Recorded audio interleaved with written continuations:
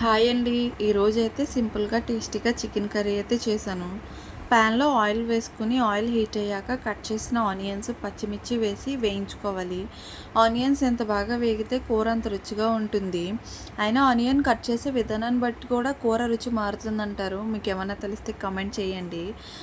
Onions ఇలా golden brown colour వచ్చాక ఇందులో అల్లము, వెల్లుల్లి, జీలకర్ర, గసగసాలు పేస్ట్ వేసి పచ్చివాసన పోయే వరకు వేయించుకోవాలి.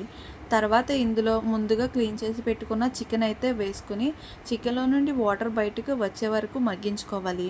తర్వాత ఇందులో టమాటో ముక్కలు వేసి వేయించుకుని తర్వాత ఇందులో ఉప్పు, పసుపు వేసి కలుపుకోవాలి. ఇందులో కావాలంటే మీరు జీడిపప్పు పేస్ట్ కూడా వేసుకోవచ్చు. అప్పుడు గ్రేవీ ఇంకా చిక్కగా వస్తుంది.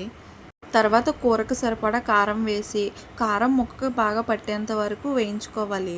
ఆ తర్వాత గ్రేవీకి తగ్గ వాటర్ వేసుకుని కాసేపు ఉడికించుకోవాలి. చివరగా ఇందులో గరం మసాలా, ధనియాల పొడి వేసి కలుపుకోవాలి. చివరగా కొత్తిమీర వేసుకుంటే చికెన్ కర్రీ అయితే రెడీ అయిపోతుంది. వీడియో నచ్చితే లైక్ చేయండి.